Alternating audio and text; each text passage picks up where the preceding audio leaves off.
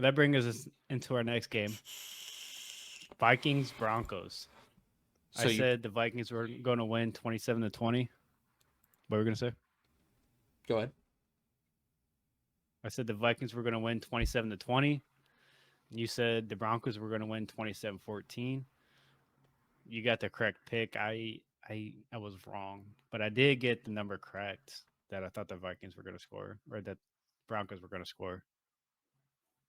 Oh, I guess you didn't. My bad. But I No, I'm I rolling with it. You already said I did, so I'm rolling with I it. fixed it. I fixed it. Don't worry about it. No. I Thanks for bringing was that to my attention.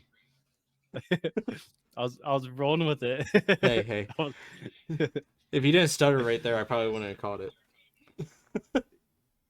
You almost yeah, got to because pass the zone department. I, I Almost. I I looked at the score and then I looked at what I said. I was like, that doesn't quite add up. So it, like messed up in my brain. My brain had a load. My brain glitched. Yeah, you're like, wait. And I was like, wait. Yeah, he's right. But And then I was like, wait, no. I just kept trying to talk so you'd forget. yeah. Joshua Dobbs, like he had a good game. He looked solid, and it wasn't a bad game for him. It's just, like I think it was I think it was a mediocre game, which is a good sign for him that his bad game was a mediocre game. That's what it boils down to for me. They trusted the running backs to run the ball and take care of business, and for the most part they did. They just weren't able to finish the game. This was a game where, Right. completion percentage was the biggest issue, and that's what cost them the game. Also, the two fumbles lost, so they ended up having three total turnovers. That definitely didn't help them. And even Hmm. with three total turnovers, the Broncos offense still couldn't rally over 300 yards.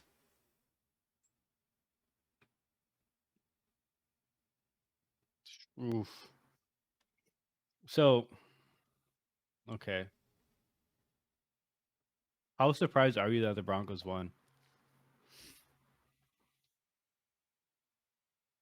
Moderately, I'm not shell shocked or anything. I'm just like, yeah, I thought the Vikings were better than this, and I think the Vikings are. I think they just,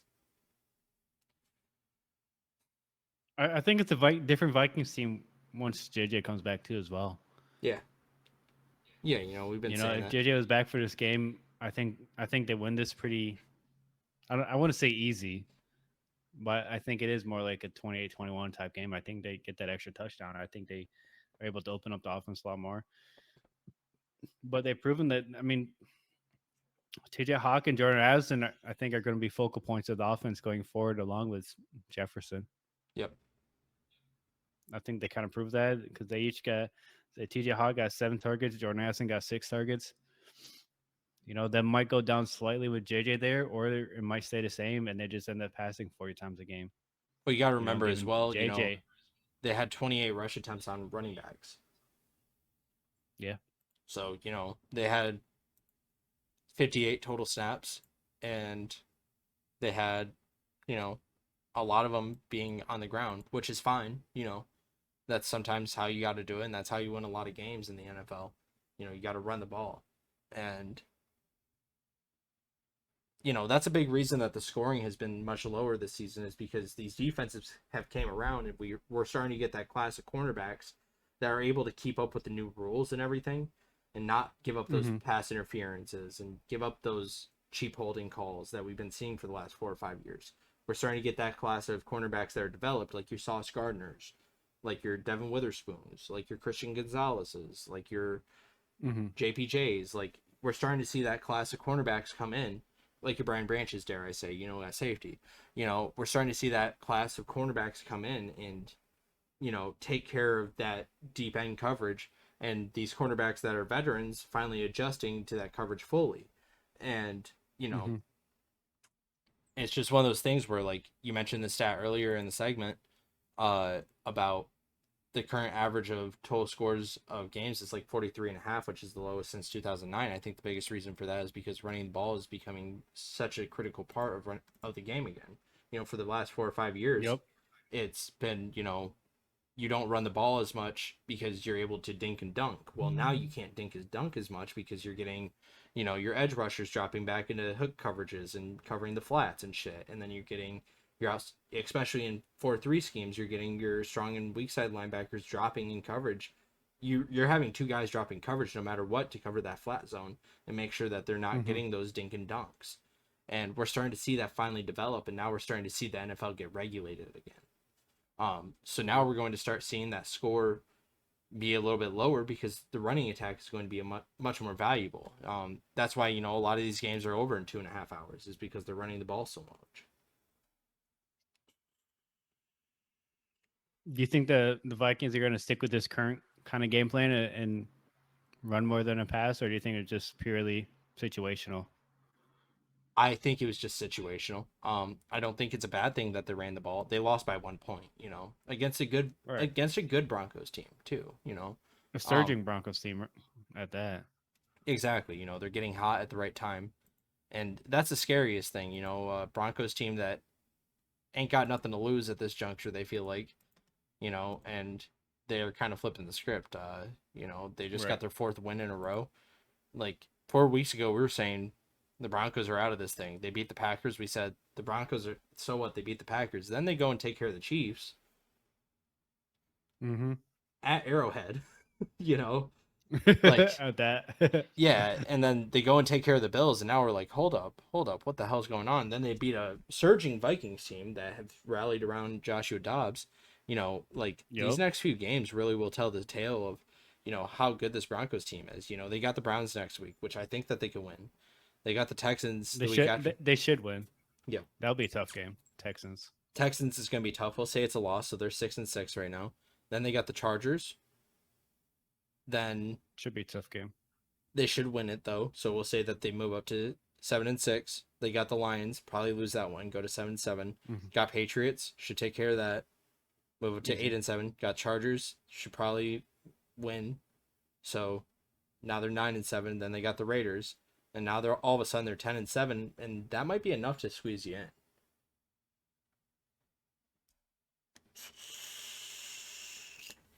I wouldn't. That might be enough for, like you said, to squeeze them in. I like that 7th seed.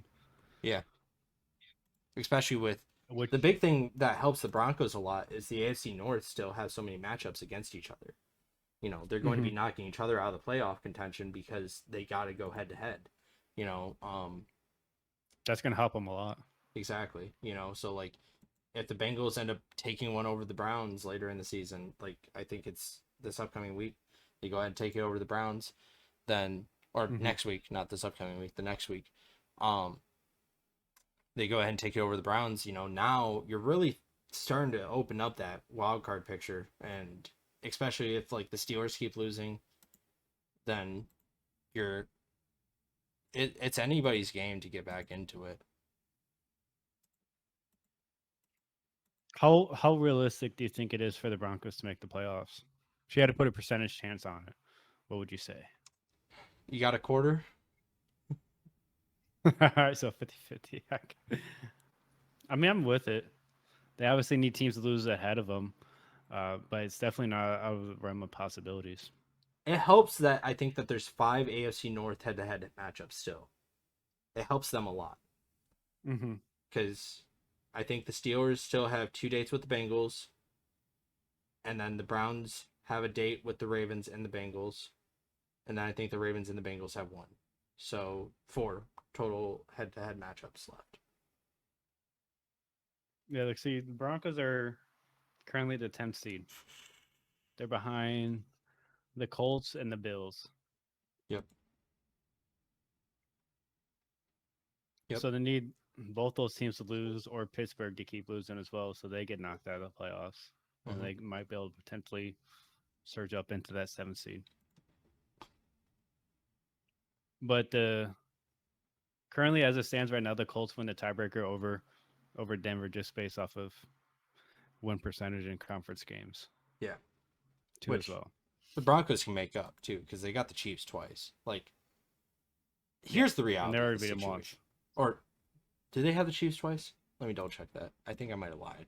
I think they already got their games against the Chiefs. They did get both their games against the Chiefs. Yep. They split Yeah. with the 1-1. Chiefs.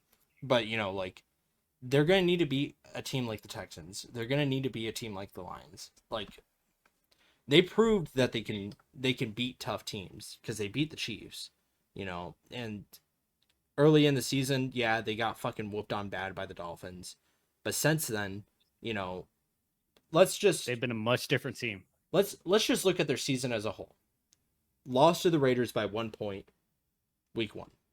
Lost to the Commanders by 2 points, week 2.